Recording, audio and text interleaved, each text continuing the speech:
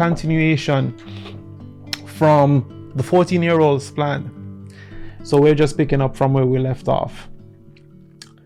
It would be absolutely sacrilegious if I should ever find myself at a place where I say to myself and anyone that there is no God.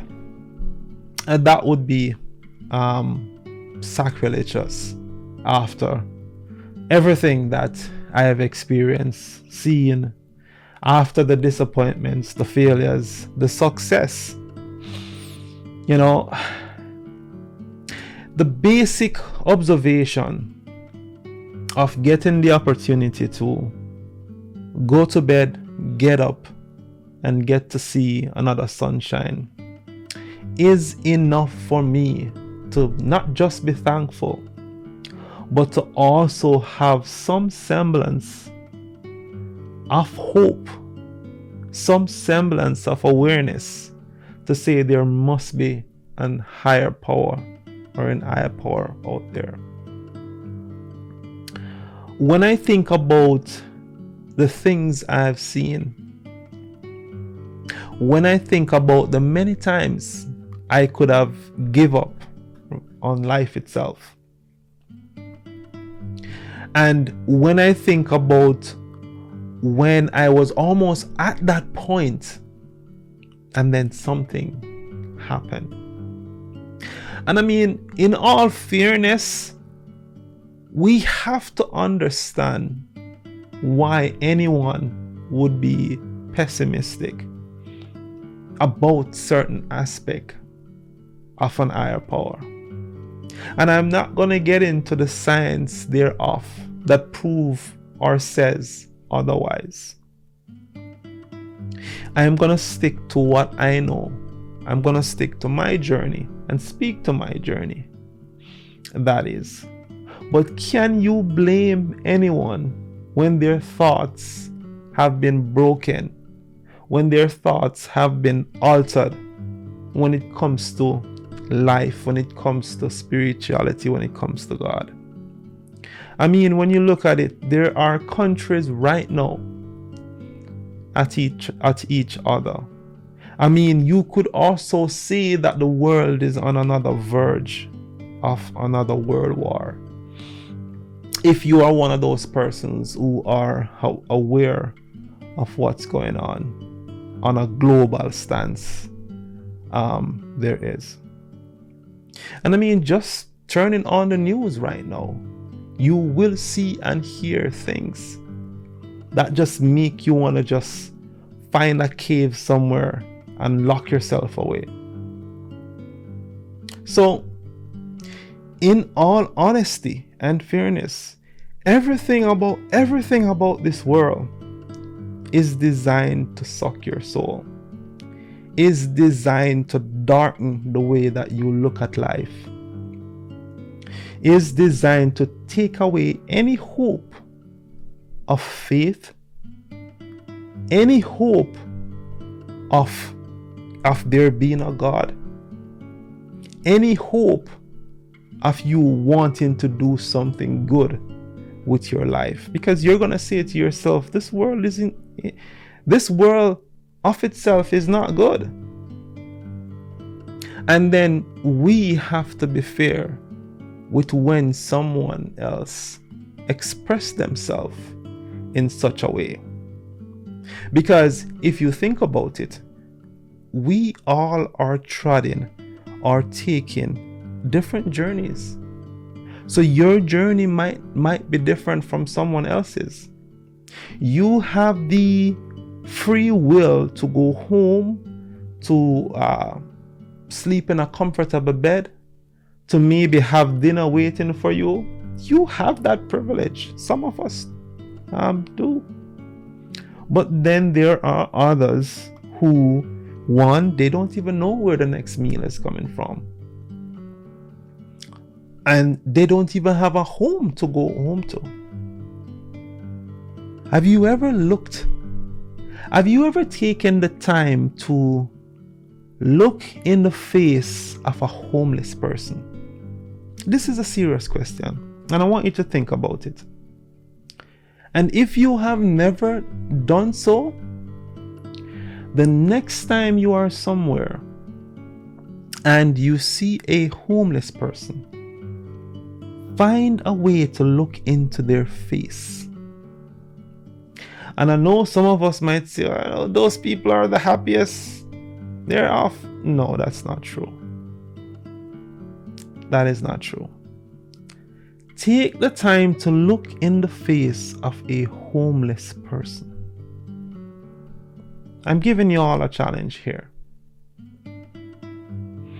And I'm not gonna pretend as if I know exactly what it looks like to a T. But there is something that I personally have seen and observed when I look into the face of an homeless person. It's the most lost and emptiest looking sight you will ever see. When you talk about someone who look like they have given up, I have no hope left. He's not driven. Is simply just existing and not living. Because the way that life was meant to be is definitely not that. So, as a child, as a young man, a young teenager, I had to make a plan. Because the description I just gave you about looking in the face, in the eyes of a homeless person, the description I just gave you is a blatant representation of what the situation that exists in the home that I lived in was, or was raised in was. When I looked in the eyes, in the face of what should have been a representation of life, of hope, of dreams and aspiration, when I looked in the representation of what should have been the representation of everything I just listed for myself, I was looking in the face of a homeless person, even though we lived in a home. So in other words, I saw a representation of someone who literally gave up on life. Gave up on life. I saw a representation of what hopelessness looked like.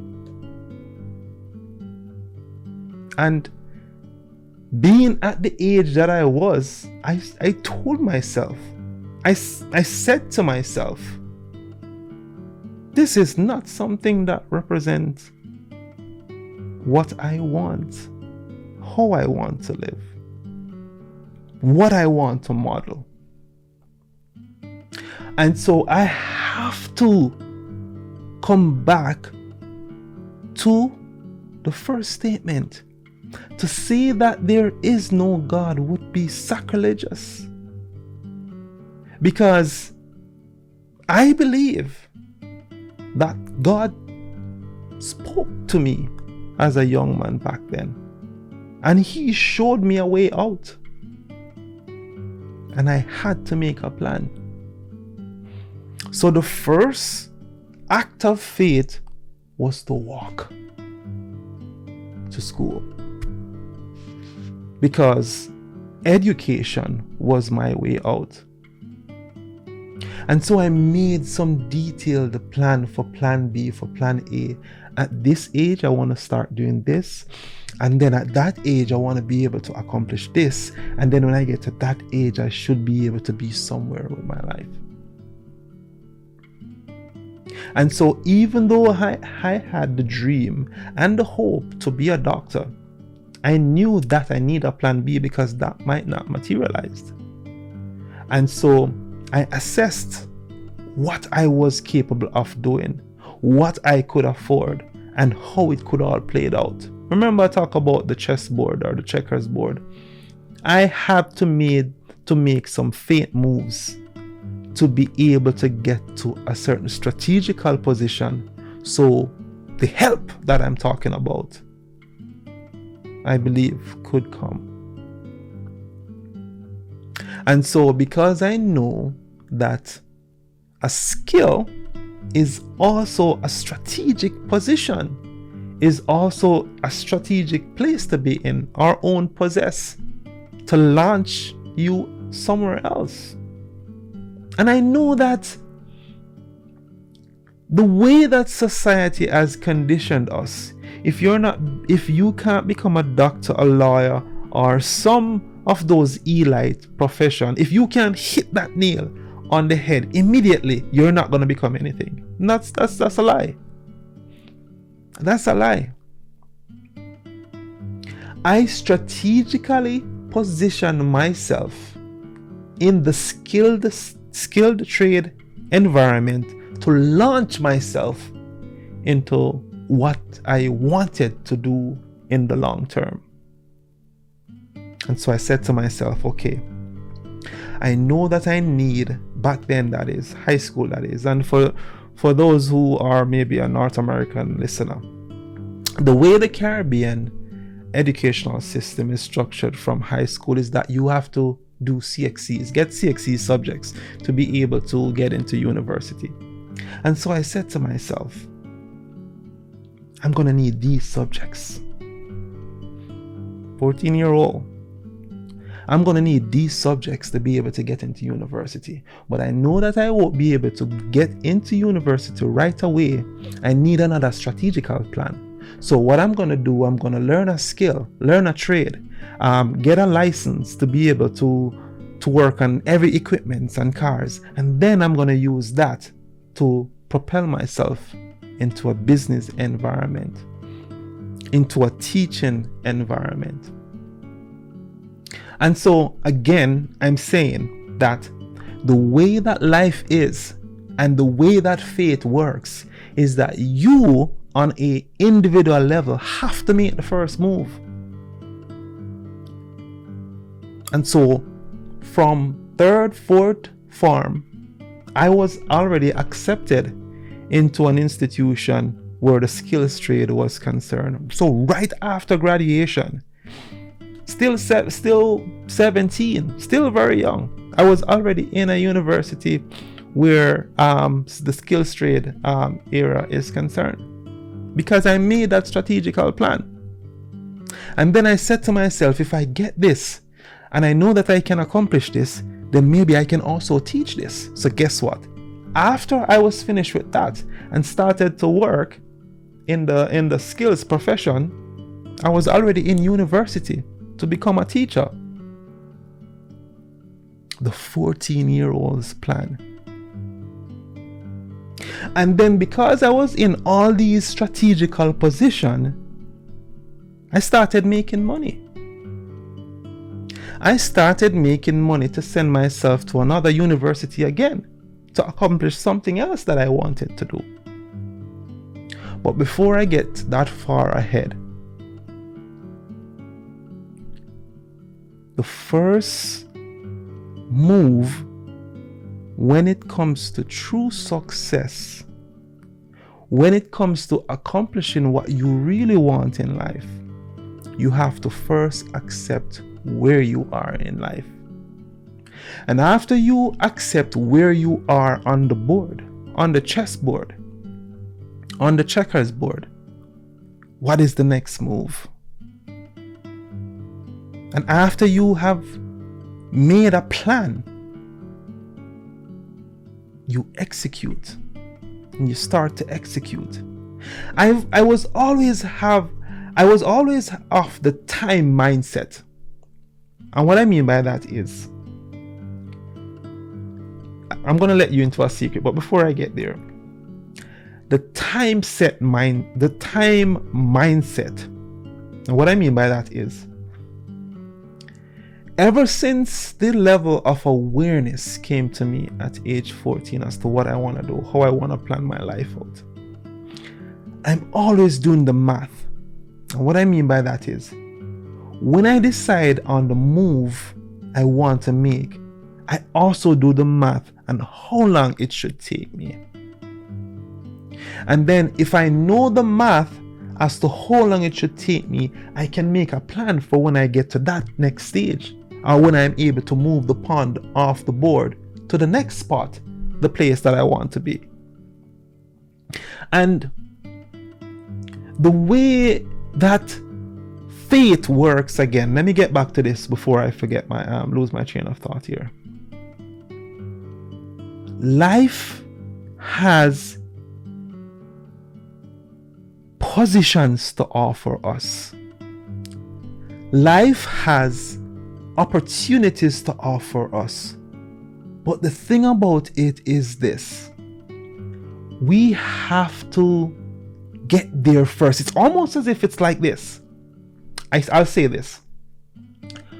Wherever you are in life right now, whatever age you are, whatever stage you are, if you think in your mind, if you have a burning desire in your mind to accomplish something, to get somewhere, I'm saying this to you, and I believe this firmly. That thought that you have planted and is germinating in your mind, the minute you put passion to it, the minute you believe in it, it's waiting for you somewhere. I am not making this up. I'm telling you how the whole faith, the whole desire and the will of life is. The minute you start to think about something that you want to accomplish, the minute you start to think about something that someplace where you want to be, the minute you put a actionable goal in your mind, it's waiting for you somewhere. This is so real. It's waiting for you somewhere. But the only way that you are going to get to it or find it, you have to make the first move. And it's almost as if that experience, that reality, that idea, it's almost as if the only way it can be accomplished, it needs to see your actionable desire behind that before you can get it. So why am I saying this? I'm saying this because every desire I had back then, every plan I came up with in my mind back then, all of it came to fruition when I acted on it.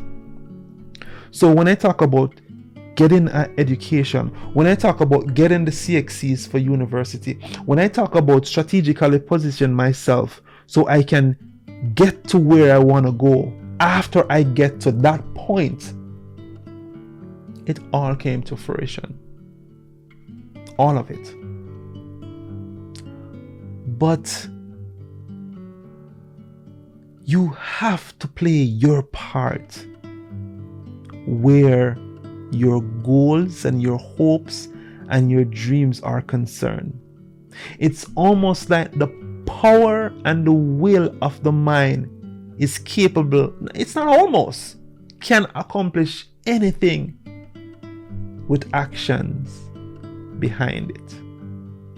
The 14-year-old's plan, everything I've shared with you, every idea I came up with, every decisions I made, every accomplishment, every goal that I set out to achieve, I did it all But I'm not going to negate the challenges that comes with these aspirations, because nothing in life, no journey that you will ever take is going to unravel without challenges. But I can guarantee you this: if you can find a way to keep focus, if you can find a way to be consistent with your dreams, with the desires you have, nothing will stop you. Absolutely nothing will stop you. And I know, I want you all to watch the script, Sweet Potato Equals Life. That script is so powerful. The journey and the end result, it is not going to be achieved in a pure form without the challenges, the fire that comes with the challenges. Because to create, to accomplish anything, the pain without the gain, it doesn't bring the end product or get you to accomplish the end product with the results that you want without the challenges. The challenges are necessary also. Make a plan. Accept where you are in life and make a plan. And I guarantee you that with consistency, you will accomplish whatever you set your mind to. My name is Joel Bennett. This is called One Step, where we look at life from a practical frontier. We talk about it, we share, and make better decisions. Stay tuned, hit the likes, keep sharing, keep subscribing. Thank you for all you have done, guys. I appreciate the love. You stay tuned for more.